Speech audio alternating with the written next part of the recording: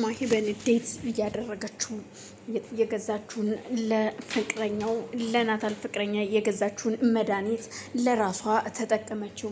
ፍቅረኛዋ ጓደኛዋ እንደሆነች ባወቀች ሰዓት እናም እሷን በስርንጅ ልትገላት የነበረውን እሱን ሲያስጥላት ለራሷ ወደ ክፍሏ ገብታ ያዘጋጀችውን ለጓደኛዋ የነበረውን መርዝ እሷ በመጠጣት ራሷን ለማጥፋት እየታገለች ነው።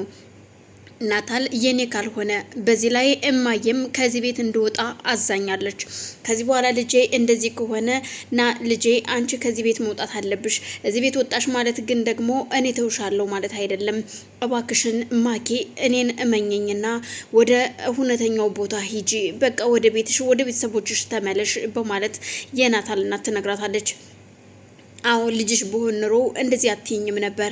እኔ ልጅሽ ስላልሆንኩኝ ነው። እኔ እንዴት እንደተሰበርኩኝ ቢገባሽ ኑሮ ከቤት ውጭ ማለታችም ነበረ። ግን ምን ታደርጊዋለሽ? አንቺ የኔ እናት አይደለሽም። የውሸት ነበረ ልጄ የምትይኝ በማለት ስትናገራት፣ ማኪ እውነቴን ነው ምልሽ። ምክንያቱም ይኸው ፍቅረኛን አምጣ ስንለው እኛ ሰላምን ስንጠብቅ እሱ ያመጣት ሌላ ሴት ናት። ስለዚህ ምን ላድርግ? እዚህ ቁጭ ብለሽ ሁሉም ሰው ጥሩ ፊት ላይ ሰጥሽ ይችላል። እናም እየተናገሩ እየሳቁ ከሚጎዱሽ ይልቅ ከዚህ ራቅ ብለሽ ብትቀመጭ ይሻላል ብዬ እኮ ነው እባክሽን ስትላት፣ እሺ አሁን ለማንኛውም ብቻዬን መሆን እፈልጋለሁ ትላትና ወደ ክፍሏ ትሄዳለች። ማሂ ወደ ክፍሏ ከሄደች በኋላም ያዘጋጀችውን መድኃኒት ለመጠጣት በእጇ ይዛ ታንኮባቸዋለች። አዎ ናታልን አጥቼ መኖር አልችልም። ናታል ሌላ ሴት አግብቶ እኔ መኖር ስለማልችል እሱን አጥቼ እያየው ከምቃጠል ይልቅ ደግሞ እኔ ብሞት እመርጣለሁ፣ ራሴን ባጠፋ ይሻለኛል በማለት የገዛችውን መርዝ ለራሷ ትጠጣዋለች። የጠጣችበትም ብቻዋን በር ዘግታ ነበረ። በዛን መሀል የሮዛ እናት ማኪ ልጄ እያለች በር ከፍታ ስትገባ እያየችውን ማመን ያቅታታል። ማሂ ራሷን ስታ መሬት ላይ ወድቃለች። ባፏ አረፋ እያዳፈቀች ነው። በዛን አጋጣሚ በር ይንኳኳል። በድንገት በሩ ሲንኳኳ ቤዛ ማለትም ሮዛ ሳሎን ስለነበረች በር ለመክፈት ትሄዳለች። እየመጣው ደግሞ የማሂ ወንድም ነበረ። እሱም በመገረም ደንግጦ እሷን በመመልከት ጊዜውን ያጠፋ ጀመር። አልገባኝም የኔ ወንድም ቤት ጠፍቶብህ ነው በማለት ዞር ብላ ሰው አለ አብሮት የለም በማለት ካየች በኋላ ቤት ጠፍቶብህ ነው ወይስ ምንድን ነው? አይ ቤት ጠፍቶብኝ አይደለም የመጣሁት ወደዚህ ቤት ነው፣ ግን ያው ሳይሽ ውበትሽ ስለሳበኝ ነው ሲላት፣ ኦኦ ሰውዬ ምን አስበህ ነው በማለት ዝም ብላ ገብታ ሶፋ ላይ ቁጭ ትላለች። እሱም ተከትሏት ሶፋ ላይ አብሯት ቁጭ ይላል። ቆይ ምንድነው የፈለከው? ማሂን ፈልጌ ነው የማሂ ወንድም ነኝ ሲላት፣ ነው እንዴና እንደዚህ አትናገርም በማለት መጽሐፏን ይዛ እሷ ከመጽሐፍ ላይ ተመስጣ ነበር። በዛን አጋጣሚ ናታልና ሰላም ደግሞ መኝታ ቤታቸው እየተጫወቱ ነበር። ያን ጊዜ ነበር የናታል እናት ገብታ ስታያት ራሷን ስታባጌር ሰዓት ስትጮህ ደንግጣ ስለነበር ሮዛም እየሮጠች ወደ መኝታ ቤት ትሄዳለች። ስትሄድ እሷም ያየችውን ማመን ያቅታታል። ማሂ ራሷን ስታወድቃለች። አረፋም እያዳፈቀች ነው። በድንጋጤ ምንም ነገር ስላላደረገች ዝም ብላ ቆማለች። የመጣው እንግዳም ተንደርድሮ ሲገባ እህቱ ወድቃለች። እህቴ ምን ሆና ነው በማለት አፋፍሶ ለመውሰድ ናታልም ይመጣል። ሁላቸውም ተሰብስበው ሲመጡ ያዩና ግራ ተጋብተው ወደ ሆስፒታል ለመውሰድ ይጣደፋሉ። ያንስቶ የወሰዳት ወንድሟ ነበረ። ሰላም ግራ ተጋብታ ደንግጣለች። እናቴም ወይኔ ሰው ገደልኩኝ፣ በእኔ ምክንያት ነው እንደዚህ የሆነችው በማለት እጁን አጣጥፎ ያለቅስ ጀመር። ይሁን ባንተ ምክንያት አይደለም፣ ተረጋጋ ወንድሜ፣ እሷ ደህና ነች። ሲጀመር ደግሞ ባንተ ምክንያት አይደለም፣ በራሷ ሰበብ ነው ይሄን ነገር ያደረገችው። እናም እንዳትጸጸት፣ ምንም አትሆንም ስትለው፣ ሰላምም ይሄ እኮ ያንተ ጥፋት አይደለም፣ ምን ሆነ ነው ግን እንደዚህ የምትሆነው? የራሷ ጥፋት ነው። በራሷ ጥፋትና በራሷ ጸጸት ላደረገችው ነገር አንተም እንደዚህ መሆን የለብም፣ እባክህ ተረጋጋ በማለት ሁሉም ሊያረጋጉት ይሞክራሉ። በፍጹም እኔ እምቢ ባለላት ኖሮ ይህንን መድኃኒት አትጠጣም ነበረ፣ ለመሞትም አትዘጋጁም ነበር ሲላቸው፣ ምንም አትሆንም ደግሞ አሁን በጣም ደህና ናት እና ምንም እንዳታስብ ስትልህቱ ታጽናናዋለች። እሱም ተነስቶ ከመኝታ ቤት ወጥቶ ይሄዳል።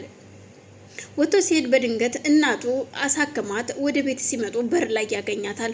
እናም ሊደግፋት ሲሞክር ራሷን ለመሳት ስትሞክር እናቱም ናታል ዞር በል ከዚህ ጋር በማለት ትጮህበታለች። ናታልም ደንግጦ ስለነበር ወደ ኋላ ይቀራል። ወስዳም ሳሎን ቁጭ ካደረገቻት በኋላ እሺ እንዴት ነሽ አሁን በማለት ሮዛም ስትጠይቃት ደህና ነኝ ምን ነው በማለት ሮዛና ማሂ እጅግ ይፋጠጣሉ። ግራ የተጋባችው ሰላምም ስታያት በሰላም እንደመጣች ደህና እንደሆነች ስታይ አየህ የኔ ውድ ደህና ትሆናለች ብዬሽ ነበር፣ ደህና ነች ምንም እንዳታስብ ብያለሁ። እሺ የኔ እናት በቃ ሰላም ነኝ። አሁን ግን በእኔ ምክንያት እንደዚህ መሆኑ ያሳዝናል። እናታቸው እጅጉን በጣም ከመናደዷና ከማዘኗ የተነሳ ናታል ልጇን እየጠላችሁ ነው፣ እኔ ያልኩን ካላደረክ በፍጹም አንተ ልጅ አይደለህም ብለዋለች። አሁን ላይ ደግሞ ሮዛ ግራ ያጋባው የሮዛ ማንነቷን እየቀየረች ማሂን የምትከታተላት ነገር ግራ ጋብቷታል። ማሂ አሁንም ቢሆን ለመበቀል ወደ ኋላ አላለችም። መኝታ ቤቷ ገብታ ከተኛች በኋላ እናትም ሂዳ ስትጠይቃት ልጄ ለምን እንደዚህ ያደረግሽ በማለት ነበር የጠየቀቻት። አየሽ እኔ ልጅ ስላልሆንኩኝ በሰዓቱ ሂጃልሽኝ። አዎ ልጅሽ ስላልሆንኩኝ ነው። እኔም ናታልን አጥቼ መኖር ስለማልፈልግ ራሴን ለማጥፋት ሞከርኩኝ። ይሄ ደግሞ ስህተት አይደለም። ምክንያቱም ሳድግ ናታል ያንቺ ባል ነው፣ የወደፊት የትዳር አጋርሽ ነው እያላችሁ ነው ያሳደጋችሁኝ። አሁን ደግሞ አድጌ ሌላ ሰው እንኳን እንዳልቀርብ ከሆንኩኝ በኋላ አልፈልግሽም ሲለኝ እሱም ሌላ ሴት ይዞ ሲመጣ ምን እንድል አስበሽ ነበረ? እናቴ ስላልሆንሽ ነው ልጅሽ ስላልሆንኩኝ ነው በማለት ተወቅሳት ጀመር። በፍጹም ልጄ እኔ እንደዛ አላሰብኩኝም እባክሽን ተረጅኝ በማለት የናታል እናትም በይሻውን አረፍ በይ ብላት ወደ ሳሎን ትሄዳለች። ሳሎን ስትሄድ ናታል ብቻውን ስለነበረ እየተናገረችው ናታልን አንድ ነገር ልንገርህ፣ ትናንትና ማሂ የሆነ ነገር ሆና ቢሆን ኑሮ አንተን እገልህ ነበረ። ግን አሁንም ቢሆን አንድ ነገር ልንገርህ፣ ይሄንን ትዳር ወደድክም ጠላህም መቀበል አለብህ። ያለበለዚያ ግን እኔን ታጣኛለህ። እናቴን ገደልኳት እያልክ እድሜ ልክን ስታለቅስ ትኖራለህ ስትለው፣ እናቴ እንደዚህ እያልሽ አታስፈራሪኝ እባክሽን።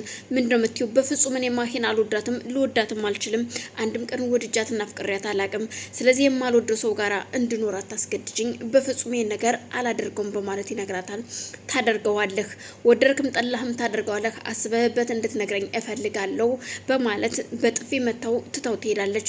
ናታልም ግራ ተገብቶ በፍጹም እሷን አግብቼ መኖር ፍላጎትም የለኝም ሲል ለእህቱ ያማክራታል።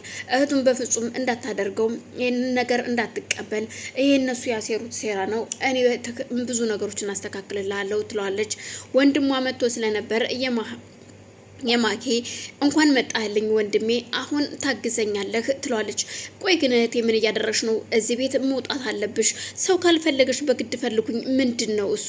በቃ እሱ ካልፈለገሽ አልፈለገሽም። ፍቅር በግድ እኮ የሚሆን ነገር የለም፣ በፍቅር ሲሆን ነው እንጂ ቢላትም በፍጹም ናታልን ሌላ ሰው ሲያገባ ቆሜ ማየት አልፈልግም ወንድሜ፣ የእውነት የምትወደኝ ከሆነ አግዘኝ እኮ። ምንድን ነው ማገዘሽ ንገሪኝ እስኪ ናታልን የኔ በማድረግ ስትለው እጅግ ደንግጦ ስለነበር ይስቅባታል።